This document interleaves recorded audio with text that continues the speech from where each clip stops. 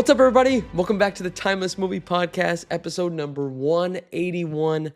My name is Victor Vasquez. Appreciate you joining me on this episode and this channel where all we do is talk and discuss new movies. It has been a long time since I dropped an episode. My apologies on that. I got sick a couple weeks ago, but I am back. I am 100%. And I am freaking excited for some of the movies that are going to be coming out in March and getting a chance to just discuss and give my opinions on every single one of those, especially for this week's episode. But before we get there, little housekeeping. I want to let you guys know, if you're listening on Spotify or Apple Podcasts, I would really appreciate you guys leaving a review. Let me know your thoughts about the podcast. Feel free to share it with other friends and family members that are into movies. That way we can really build a good community here. If you're listening on YouTube, please drop a like, drop a comment, subscribe, do all that good stuff. Again, just to make sure that we can grow this channel even more. Also, if you're interested in listening to a prior review, episode 180 of the Timeless Movie Podcast is available on all of the platforms that I mentioned, like YouTube, Spotify, and Apple Podcasts. You can check out 180, in which my brother Omar and I talk all about A24's film, How to Make a Killing. You can listen to our full thoughts. Did we like it? Did we hate it? Well, you're going to have to listen to find out, and also find out if it is a timeless movie.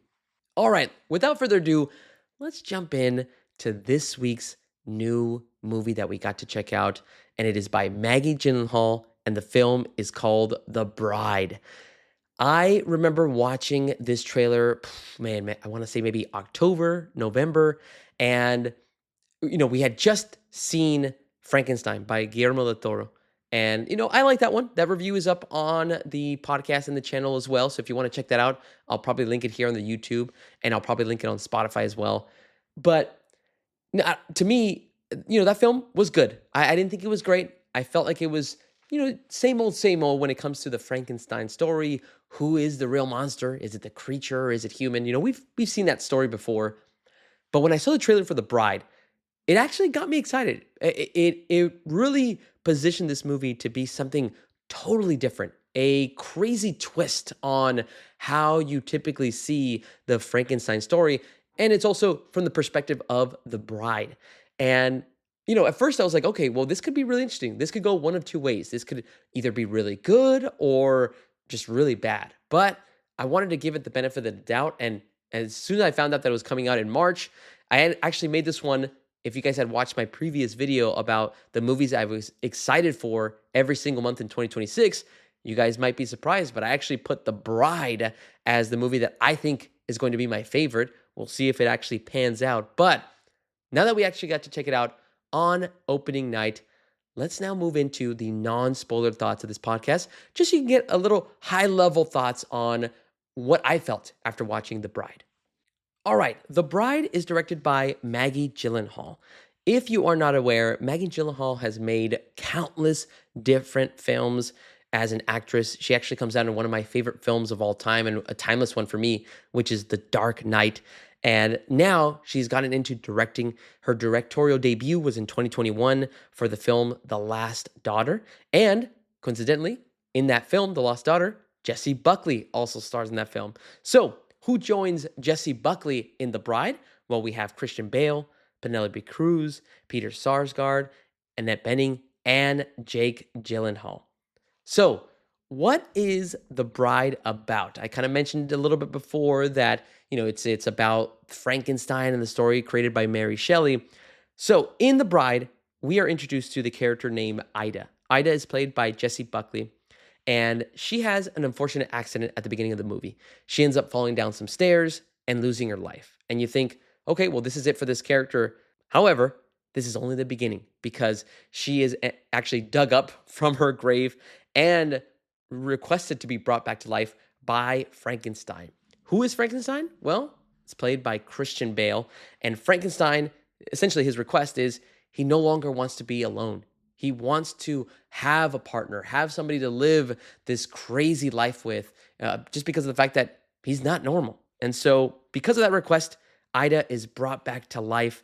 And she's really trying to figure out, well, what is her place? Like, who is she? She doesn't even know her name. So as the film goes on, she tries to figure out and plug all the pieces there in order to find out who she was to reinvigorate herself. That is all I'm going to describe about this film. Overall, after watching this movie, I thought The Bride was a really good movie. I think even in certain parts, great. There's so many awesome themes that you get to see within the movie, such as the themes of feminism, you see the themes of love, the tragedy of love, as well as, loneliness, of how we might act and how we might kind of go through life where we just don't have somebody else to depend on. Uh, One of the things that I also liked in regards to the themes was really the aspect of not being forced into a lane that you don't want to be in or being put in a box. And you see that throughout the entire film. But if I can give the film just like the biggest positive or highlight and why I would probably push people to watch it is, I mean, it takes a big swing. This is the kind of thing that I really enjoy about movies and storytelling is when you have adaptations, when you have so many stories and themes and arcs that we've already watched, I think at this point in time, we have to take big swings. We have to try to make these stories so unique and so different. Sometimes the movie will fall flat on its face, but other times it could really stand above the rest of the other films that are coming out in a certain year. And I think Maggie Gyllenhaal and the team did a great job. They took a swing. They put this Frankenstein story, The Bride, and they put it in the 1930s. They made it a little bit more modern than other Frankenstein stories. And I don't know, to me, it worked. So let's go ahead and dive into a couple of other things that work and maybe didn't work as we transition over into the pros and cons. All right, first pro that I wanted to call out in regards to The Bride is really Jessie Buckley. I mean, this has got to be an easy one.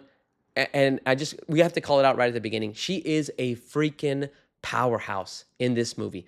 The way that she is just capturing these different types of feelings that she has after she is resurrected or reinvigorated. She is a completely different character than what she started at the beginning of the film.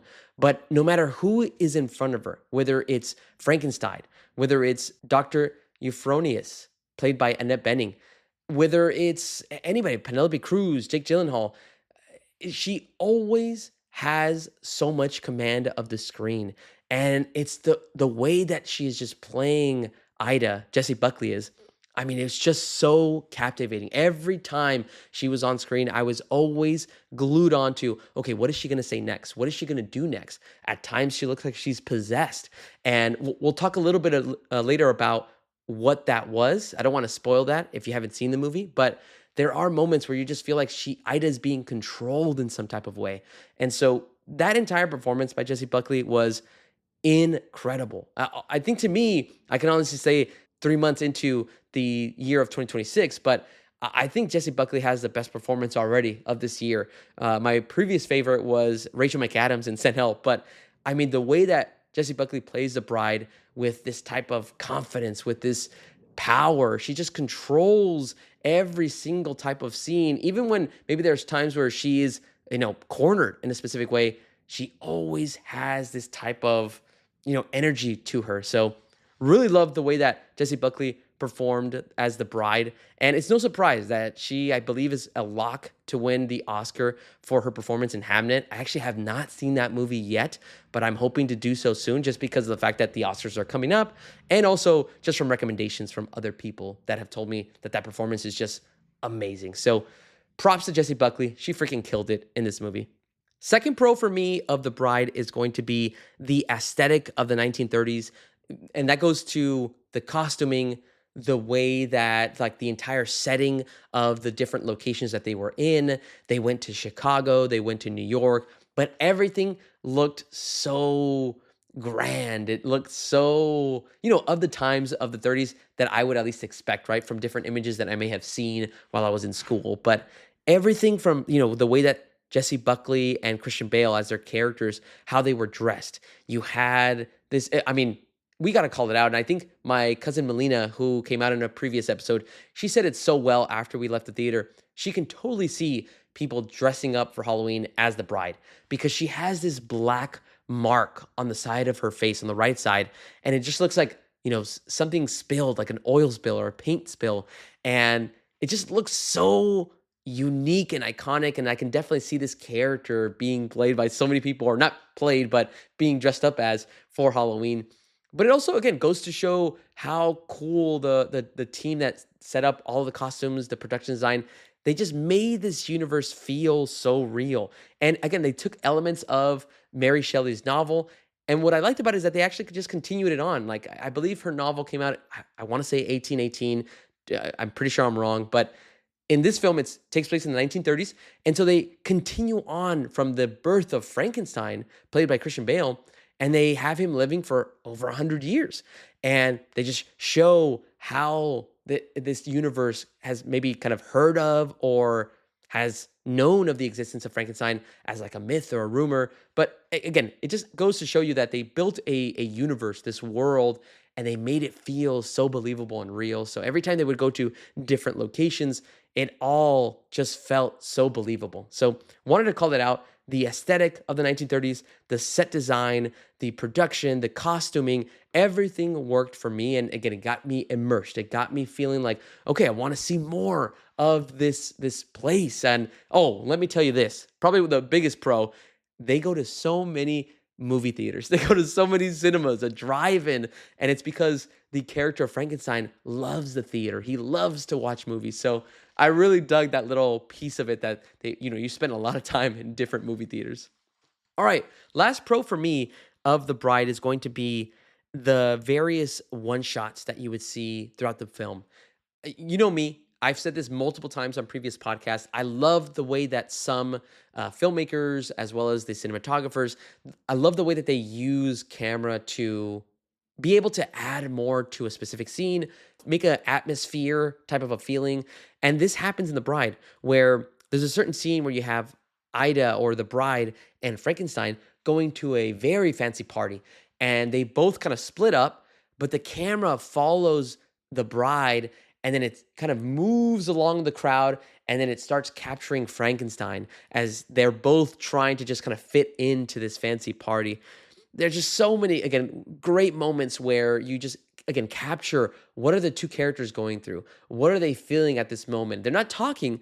You're just seeing these reactions on their face, and it's all captured in one continuous shot. So really dug that. Also, something that surprised me was some of the dancing that was captured in this movie. Like, it wasn't a musical, but there was dance sequences where you had Frankenstein and the bride dancing. You had the bride also in this one club dancing as she was invigorated. And this is kind of her first day as a new woman, essentially. And there was just beautiful coloring that it was used when they were in clubs, when they were dancing. So all of that was just shot so well. So props to the cinematography and the team that just developed those kind of ideas and using the camera to its fullest effect. All right, those are all the positives that I wanted to call out for The Bride. I did have a couple negatives. The first one, and this is just going to be a personal thing, but it's because of how I watch movies. I am really big into the storytelling of a movie. I'll just tell you right now, I don't read a lot of books. I probably should, but to me, movies are my books. I go to the movies to enjoy performances. The actors are obviously a very big piece, but I also want to learn what the story is trying to tell me. What am I trying to gain from this experience? What is this world that The Bride is trying, what is it trying to show me and tell me? That way I can just kind of learn a little bit more about things that maybe I'm not used to. And so I think it does really good pieces of that for The Bride. However, I kind of wish we could have spent a little bit more time on the backstory of Ida. We're dropped in, and this isn't really a spoiler, so again, I'm still going to keep it very vague, but the story kind of just starts us with Ida, and right after she kind of falls down the stairs and kind of, her life ends at that point as Ida. That happens really quick. I kind of wish we would have spent a little bit more time with Ida, like who the character is before she becomes the bride. That way we can really get to know her and see how her arc really goes through a significant change. So that was just a personal thing. And again, that would have helped me from a storytelling perspective, just to be able to really feel like the significant shift in Ida's life. Second con I want to say is that there was a couple of moments where the film kind of breaks, I don't even know if it's like a fourth wall, but something happens where certain characters are able to see specific elements that I think were intended for the audience, but for some reason the characters in the story are also seeing these moments, and that kind of confused me a little. It made me kind of question, like, wait, how are these characters like Penelope Cruz? She's a detective called Myrna Malloy. She's able to see these moments on a specific big screen, and I started questioning, oh, hold on, how is she able to notice these characters here? Or why is she able to almost see what we as the audience are seeing? That doesn't really make any sense. And so that was just like a little small nitpick. Again, I want to keep it very non-spoilery, just because I don't want to ruin that kind of experience. I think I'm in the minority of that because I talked to my brother, I talked to my Lena, as well as my fiance, and they all kind of they felt like, yeah, that actually makes sense. But to me, that kind of stuck out to me a little bit as a slight nitpick. All right, those are all of the non-spoiler thoughts that I had about The Bride. Let's get to the good stuff, though. Let's start talking about this full spoiler and discuss what we liked and expand on those ideas even more. So, before we jump into that, please, if you don't want to be spoiled on The Bride, jump out of the podcast now, watch the movie, and then come back. And then please feel free to give me your thoughts. I am always happy, even if it's a week later, a month later, I will always be happy to comment and reply back to you guys. Or if you want to send me an email, that way you can give me your full review of The Bride, please do so. You can send the email to the timelessmoviepod@gmail.com. Again, would love to hear your guys' opinions and thoughts. All right, that's enough of a buffer before we start spoiling. So let's go ahead now and jump in to the discussion of The Bride. Let's start spoiling a couple of aspects to it. That way we can kind of set this discussion up and frame it in a really good way. And before we really answer the most important question, which is this movie timeless? But again, that's going to be coming a little bit later. What happens in The Bride? I mentioned it at the beginning. We have Ida. She ends up falling down the stairs. She is resurrected. She is reinvigorated. So what happens in between that time, as she's trying to figure out herself? So you have this character, Ida. She doesn't know her name anymore because she fell down the stairs and she died. And now she's kind of going through this story where Frankenstein is just trying to win her love. And again, it's the classic story of, you have Frankenstein who doesn't want to be lonely. He's scared of just living this life with no other partner. And then you have Ida, or the bride, who doesn't really want to be in a relationship with Frankenstein. She wants to kind of live her life. She wants to figure out, well, what was my life before the accident? She doesn't know that she died. And as they go through the story, they get into trouble. They go to cinemas. You have a moment where, even like a detective piece of it, where you have Peter Sarsgaard, who plays Jake Wiles, and his secretary, Myrna Malloy, played by Penelope Cruz. They have this detective trying to find out, where is the Ida, or the bride, and this creature that has been named Frankenstein. They're trying to find them because they've been causing havoc, and they actually murdered a couple of people. And when I say murdered, it's mostly Frankenstein. He actually curb stomped somebody, which is a vicious scene, but I really enjoyed that one. So those kind of aspects of it. And like I mentioned, as you go through the story and you see the bride, you see her also start a revolution because of the fact that, in the 1930s, you had these moments where women were just harassed, they were abused, they were just, treated just with a lot of disrespect. And so as you see the story play out, this is kind of where the themes of feminism come into play. You see Ida, or the bride, stand up for herself, to have this energy of like, no, I am allowed to say no. And that starts kind of inspiring other women that are around the bride.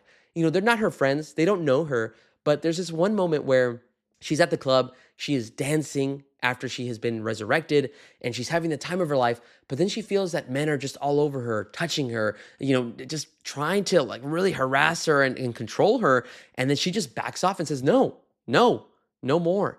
And you start seeing the eyes of other women that notice like, I can say that. I can say no. And that kind of just spills over to different scenes. And so she essentially starts a revolution where women, they actually start putting the black, paint on the right side of their face, just like the bride, because she has now started a movement where women want to take back their control. They don't want to be managed by men. And so that starts running through newspapers. And so again, that whole aspect was really cool. And you just see that play out as the movie comes to its conclusion, in which case we have Frankenstein, played by Christian Bale. He ends up getting shot, and because you have the bride who at first didn't really want to be with Frankenstein, but notices that Frankenstein's really the only one that loves her for not her looks, not who she is or was, but because of how she acts, her brain. He is in love with how she thinks. And so, because of that, she has no other choice but to go back to Dr. Euphoronius. I hope I'm pronouncing that right, and trying to help her resurrect Frankenstein. At the end of the story, the bride also gets shot, and she gets completely just overshot with a bunch of bullets by the police. And you think that, okay, well, this is the end. They both died, one on top of the other. And then what does Dr. Euphoronius do? Well, she's a scientist. She is in love with doing things that are out of the ordinary when it comes to the sciences. So she hooks them both up. You have the bride over Frankenstein, both of their bodies, one on top of the other, and she just starts connecting everything and resurrects both of them. And then the final shot is just both of their hands, coming together. And then the movie just kind of fades to black. So that was how the movie just kind of wrapped up. I just wanted to kind of call out those different types of aspects before we start kind of discussing a little bit more about what I liked and maybe didn't like of the movie. Okay, I want to call out one thing that I didn't mention in the pros and cons, which is, and this is going to be more positive, I thought it was so cool how Ida kind of got, in a way, possessed by Mary Shelley. So that's the big twist of this film, is that you actually have Mary Shelley, who created the novel of Frankenstein. I believe Mary Shelley was played by Jessie Buckley as well. But so basically Jessie Buckley is playing like 3 different types of characters. But what's so cool is that you actually get introduced to Mary Shelley, and she's kind of talking about, creating the novel of Frankenstein. But what was so awesome is that she ends up possessing the mind of Ida. And anytime Ida starts speaking it with like a British accent and a different type of an accent, it's actually Mary Shelley coming into her mind and trying to find out, like, where is this character going? And so to me, in my interpretation, I thought that the reason they included this piece of Mary Shelley and having her, in a way, possess Ida throughout the entire story and making her ramble, making her look like she's being possessed by something demonic, to me, I interpret this as the movie is basically a representation of Mary Shelley creating the story of the bride, where essentially you're dropped into the Frankenstein universe, but she is maybe still undetermined or undecided on, well, what is the bride? Like, if I were to create this character, what would she do? Where would she go? And she, every time, and she mentions it at the beginning of the movie, Ida, this is the character of Ida, and she's cracked. She has something like a little sliver in her brain where it allows me, as Mary Shelley, to step in and just unlock what the heck is going to happen. And so to me, I feel like this movie is basically a representation of Mary Shelley and, in her mind, building the universe of the bride, building the universe of her connection with Frankenstein, and showing how the bride can have such a crazy shift and start a revolution for women. That's kind of how I'm interpreting it. Let me know, guys, in the comments below. Send me an email. Do you agree with that kind of a representation? Like, do you agree that that's kind of how you read the film? Because again, I brought this up to Omar, to Melina, and to Liz, and they were, at first they're like, oh, I didn't see it that way, but that kind of makes sense. And so really want to get your guys' perspective on if that makes sense to you. Because again, to me, I read it as we're essentially just watching the mind of Mary Shelley create the story of the bride and the Frankenstein. And she is possessing Ida because, again, she's a fictional character, and she's writing the story. She's figuring out, okay, what if she does this? What if she does this? And then you start seeing Mary Shelley take over a little bit for Ida and say ridiculous things or say all these thoughts as she's maybe rambling and thinking about what the next phase of this story will be. So I thought that was really unique. I probably will watch some interviews with Maggie Gyllenhaal to see if that was her intent. But that's kind of how I interpreted it. And that just made the movie so unique for me. Okay, another aspect I wanted to talk about, which it kind of alludes to more of the con that I mentioned, which is why I wanted a little bit more backstory on Ida. I feel like the movie, and I mentioned this in the con, but the movie just kicks off with Mary Shelley, and then we get introduced to Ida, but we're really only with the true Ida for about 5 minutes. So we really don't get to know, who is she? What has she gone through her life? She has she been abused? She's been harassed. Where is that? Like, where is she in her life? And I really wanted that backstory only because it would have made me, from a storytelling perspective, it would have made it so much better for me to like see, okay, look at how she has changed. Maybe in her old life as Ida, maybe she was timid. Maybe she didn't have the confidence that she needed to have. But then as the bride, oh man, she's got full confidence. She doesn't let anybody take advantage of her. And so you see that. You see various moments where as the bride, people like police officers, they're trying to harass her, like almost like sexually abuse her. And she ends up doing what she has to do. She gets away from them, kills them. And so I think she even rips out the police officer's tongue. There's some graphic moments in this one, but again, I really enjoyed that they took a different type of a spin on this story. So to me, I really wish I could have gotten a little bit more of the backstory of Ida, because I think it would have just added to her character and the overall story, and it just would have made me feel even more of a connection. The best kind of, I guess, connection that I can make of why I would want this and where I have seen it done really well, and just stick with me on this because it might sound strange, but if you guys have seen Batman Returns, we have the introduction of Selena Kyle, who plays Catwoman. If you notice her story in that film, she starts off as a lonely cat lady. She works at a job that she doesn't really like. She is not respected. She is taken advantage of by her boss. And eventually, she dies. She gets tossed through a window and falls many stories, and she dies. And what happens? She is reinvigorated by the various cats that, start coming around her. And what happens to Selena Kyle? She becomes a completely different character. She becomes this character that has so much energy, so much charisma, that now her boss is in awe with her. Everybody that she comes into contact with, whether it's Batman or the Penguin, they are all just gravitated towards Catwoman, Selena Kyle. That's kind of what that's something that I just kind of felt as I was thinking about the movie.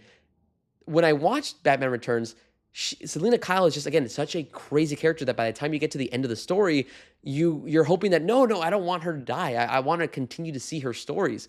And that's kind of what I guess I wanted within The Bride, is I wanted to see that full continuation of the arc of seeing Ida maybe struggling in her early life, seeing how hard it is, and then seeing her become the woman of the bride, where now she has no chains attached to her. She is free. She is reinvigorated and able to become the woman that she thinks she is.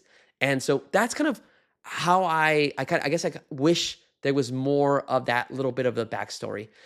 That's just a personal thing. I'm pretty sure I'm way off based on that, and maybe you guys completely disagree. So if you do, please let me know down below in the comments. Again, I would love to hear your guys' thoughts and see how you interpreted the full story of Ida and the Bride. All right. Last thing I want to just call out is also Christian Bale. I mean, he did a great job. Definitely still a great performance, but I don't think anybody's going to top Jessie Buckley in this film.